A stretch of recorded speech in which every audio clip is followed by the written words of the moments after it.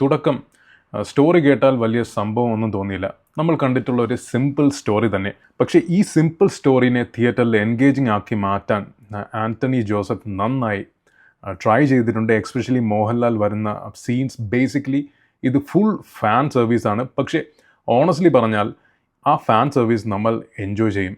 മോഹൻലാലിൻ്റെ പ്രസൻസ് തന്നെ വേറെ ലെവലാണ്. ഡയലോഗ്സ് ഒക്കെ നല്ല ഇമ്പാക്റ്റ് ഉണ്ടാക്കിയിട്ടുണ്ട്. പിന്നെ സെക്കൻഡ് ഹാഫ് ഫൈറ്റ് സീക്വൻസ് കിടിലം.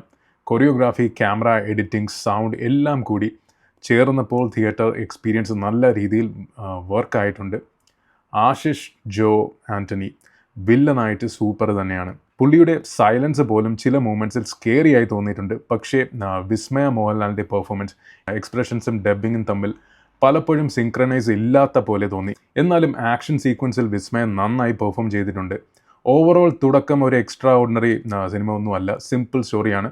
പക്ഷേ മോഹൻലാലിൻ്റെ സ്റ്റാർ പവറും ആക്ഷൻ, സൗണ്ട്, കൊമേഴ്ഷ്യൽ എലമെൻറ്റ്സ് എല്ലാം കൂടി ചേർന്നപ്പോൾ എൻജോയ് ചെയ്യാൻ പറ്റുന്ന ഒരു സിനിമയായി മാറുന്നുണ്ട്.